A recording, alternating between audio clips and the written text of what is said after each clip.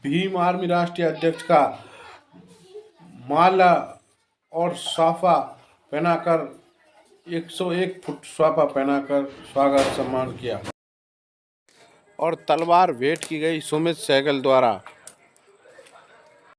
देश में मुसलमानों के लिए हो रहा है, राजस्थान में भी दंगे हुए हैं। कौन से जिले में दंगे हुए हैं भाई राजस्थान में? जोर से बताओ। सरकार किसकी है? मूंछ काटने पर हत्या हुई है ना अभी। सरकार किसकी है? क्यों? जनसंख्या में ज्यादा कौन है यहाँ? ये जो काशीराम साहब जी ने बहुजन बनाया, बाबू जगदेव प्रसाद कुशवाहा ने जिसको 90% शोषित बताया, वो ज्यादा है या वो चंद लोग जो अपनी व्यवस्था स्थापित करते हैं? हम ज्यादा है ना। सरकार उनकी है तो व्यवस्था किसकी चलेगी? उनकी चलेगी ना।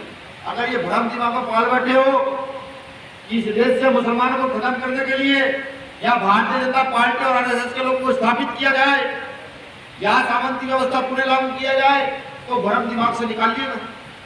यहाँ का दलित आदिवासी पिछड़ा भ्रम दिमाग से निकालिएगा, क्योंकि इतिहास गवाह है, इतिहास में लिखा हुआ है कि राजा वैद्रथ बौद्ध विरासत का आखिरी राजा था और सिर्फ पुष्पमित्र शुंग नाम के ब्राह्मण ने उस हजारों साल की सत्ता को चंद सालों में खत्म कर दिया था। मैं नहीं कहा था, किताबों में लिखा हुआ है, भारत के इतिहास में लिखा हुआ है। और वो राज किसका था? वो राज यहाँ के उस अछूत वर्ग का था, उस वर्ग का था जिसको शास्त्रों में शूद्र कहा गया, और सिर्फ एक ब्राह्मण ने उस राज को नस्ते नाबूद कर दिया और अपनी सनातनी व्यवस्था को, गैर बराबरी की व्यवस्था को इस देश में लागू कर दिया। लेकिन हम नहीं समझना, हम नहीं समझना।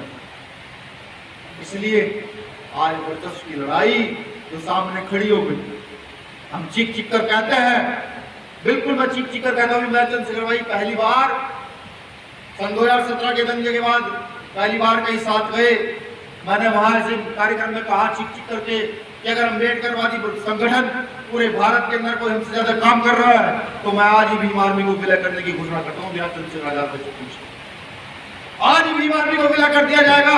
यह राजस्थान में भी मैं कहता हूँ कि अगर राजस्थान के लोगों की निगाह में या कुछ यूपी के लोग भी है, यूपी के लोगों की निगाह में भारत में कोई ऐसा संगठन है जो अम्बेडकरवाद को, समानतावाद को भीम आर्मी से तेज चला रहा है, तो मुझे मैसेज कर दीजिएगा, एक झटके में उसके साथ विलय कर दूंगा, एक झटके के अंदर। और अगर ऐसा नहीं है तो मैं SC/ST OBC माइनॉरिटी के लोगों से कहना चाहता हूं, वो किसी भी महापुरुष के नाम से बना संगठन क्यों ना हो, अगर वो हमसे कम ताकतवर है तो उसको कहो आप तुम्हारी ताकत बढ़ाए, आए भीम आर्मी में शामिल हो जाए और जाकर के अपने क्षेत्र के अंदर पूरी ताकत के साथ अन्याय के खिलाफ लड़ाई लड़ने का काम करें। देखते हैं ताकत क्यों नहीं होती। मैं कहना नहीं चाहता, लेकिन आज कहूंगा, बिल्कुल कहूंगा, जिन लोगों से लड़ाई है उन्होंने अपने शास्त्रों में लिखा कि संघे शक्ति कलयुगे, संगठन में शक्ति होगी कलयुग के अंदर। उन्होंने अपने शास्त्रों में लिखा, जिसको उन्होंने कलयुग लिखा वो हमारे लिए स्वर्ण युग है, कलम युग है, वो लिख कर गए। हालांकि आज भी हमारे लोग 85% लोग उस व्यवस्था में लिप्त हैं, लेकिन ये नहीं समझ पाए कि वो लिख कर चले गए कि कलयुग के अंदर ये जो छूत है इनको मुट्ठी बंद कर एक हो जाना चाहिए और सही मायने में कलम युग में किसको कैसे बदलना है ये उनको बताना चाहिए। नहीं, उन्होंने उनकी सत्ता स्थापित कर दी। जिन मोहल्लों से निकल कर आया, जो वहां बैठे हुए हैं, वो बड़े ही आज सनातनी व्यवस्था के नाम पर इस देश में बीजेपी का अखंड राज चाहते हो, इस देश के अंदर सनातनी व्यवस्था पूरे स्थापित करना चाहते हो। ये मेरा सवाल उनके लिए बिल्कुल सुनाना चाहते हो कि भारत में बड़े बड़े मॉलों का निर्माण हो रहा है, जहां हम छोटी सी परचून की दुकान को चला करके अपने घर का खर्चा चलाते हैं, वहीं बड़े मॉलों का निर्माण हो रहा है और साफ साफ बाहर बड़े अक्षरों में लिखा रहता है, एक पैंट शर्ट लोगे तो उसके साथ एक पैंट और शर्ट फ्री मिलेगी। समझ नहीं आ रहा? जियो ने सिम चलाई और फ्री का free net, free calling, free SMS, हम लोगों ने खूब सारी सिमें वोडाफोन, एयरटेल, आइडिया सब बंद किया और जियो खरीद लिया। समझ नहीं आ रहा? कोरोना काल में फ्री राशन आया, सरकार ने कहा सबको फ्री दीजिए, लेकिन हमारी समझ नहीं आई।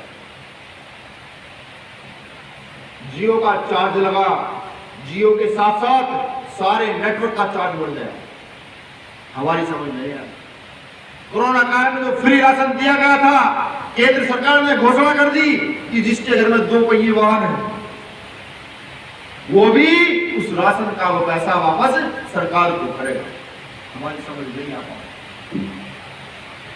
सोचिए कि हम मूर्ख हैं या हम दिमागदार हैं, बुरा मत मानिए ऐसी भाषा, क्या मूर्ख है या दिमागदार है? आज भी सिर्फ और सिर्फ धर्म के नाम पर देश को लुट जाने दे रहे हैं।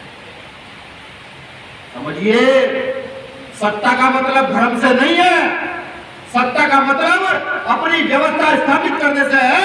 अगर ऐसा होता तो इस देश में कई हजार साल राज कराने राज ना करते, इस देश में ये अंग्रेज राज ना करते, अगर सत्ता का मतलब धर्म से होता। नहीं,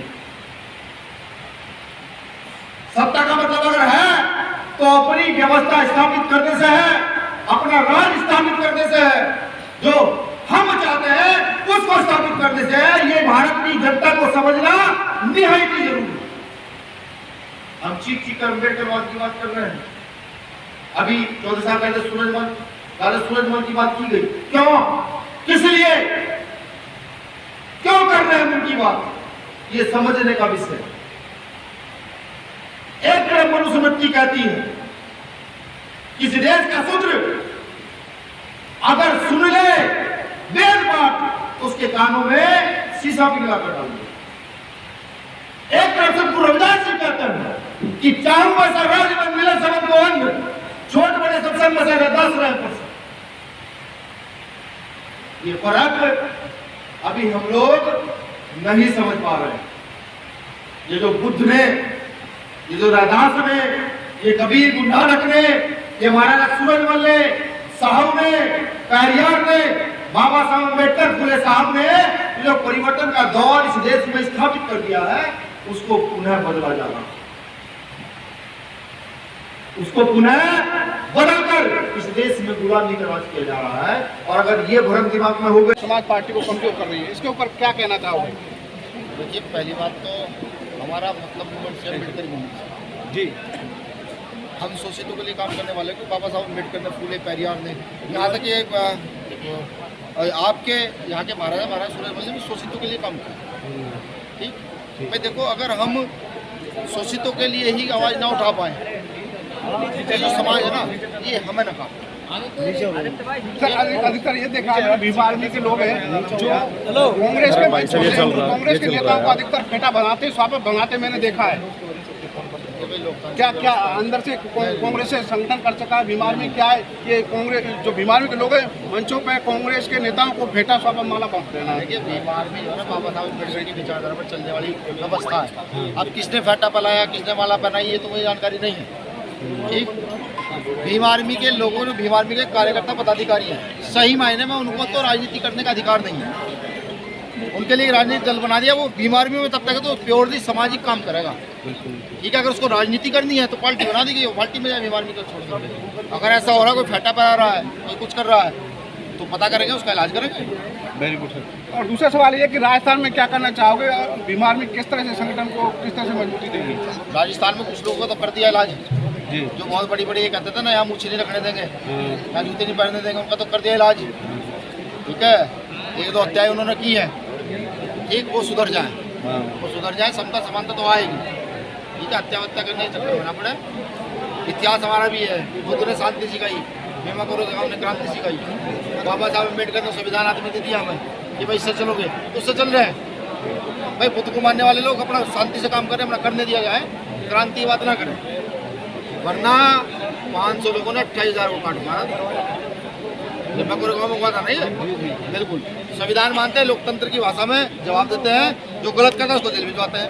पाली में किया, हत्या करने वालों को जेल भिजवाया। ऐसे ना जाने राजस्थान में हमारे पदाधिकारियों ने कितने लोगों को एसएस टैक्स में जेल भिजवाया है। अभी मैंने अधिकतर देखा बीमार में संगठनों में कुछ आपस में टकराव है, उसको कैसे मजबूत किया जाए, उसको किस तरह से मजबूत करोगे आप लोग? ये टकराव जो होता है ना बर्तन बात रखते हैं, जहाँ प्यार होता है, जहाँ बर्तन ज़्यादा होते हैं। अभी इतने सारे पूरे देश के विमान में कार्यकर्ता है, ये जब इकट्ठा हो रहे हैं तो डिबेट तो होगी। पढ़े लिखे लोग हैं, पढ़े लिखे लोग डिबेट करते हैं, डिबेट करते हैं तो कुछ निकल कर आता है। ये टकराव, इसको टकराव नहीं कर सकते। इसको नया कुछ होने का निष्कर्ष कर सकते हैं कि बहस चल रही है, कुछ नया निकल कर आएगा। कि जिस तरह से बसपा ने मिशन काशीराम ने कैडर दे देकर तैयार किया था, उस तरह से कैडर चालू बिल्कुल किया जा रहा है बीमार में। बिल्कुल चल रहे हैं। वही कैडर जो साहब काशीराम साहब ने बहुजनों को शासन सत्ता में स्थापित करने के लिए तैयार किया था, उस कैडर को जन जन तक पुनः स्थापित किया जा रहा है। सन 2002, 5, 7 के बाद जो बंद हो गए थे उसको पुनः स्थापित किया जा रहा है। ठीक सर, धन्यवाद सर। एक चीज़ और, एक साथी, एक छोटी बहन हमारी यहाँ पर कौन सा जिला है? भरतपुर सर, अच्छा, ये बुगुड़िया भरतपुर जिले की है। एक शराब के ठेके के खिलाफ ये आंदोलन चला रही है। यहाँ की सरकार, यहाँ के प्रशासन को, यहाँ के कलेक्टर को, एसडीएम को शर्म आनी चाहिए।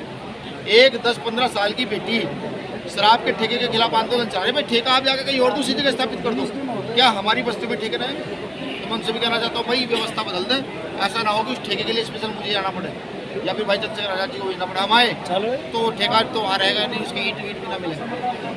तो प्रशासन से निवेदन है भाई उसकी व्यवस्था करें, कहीं और स्थापित कर दो उसको। ठीक सर।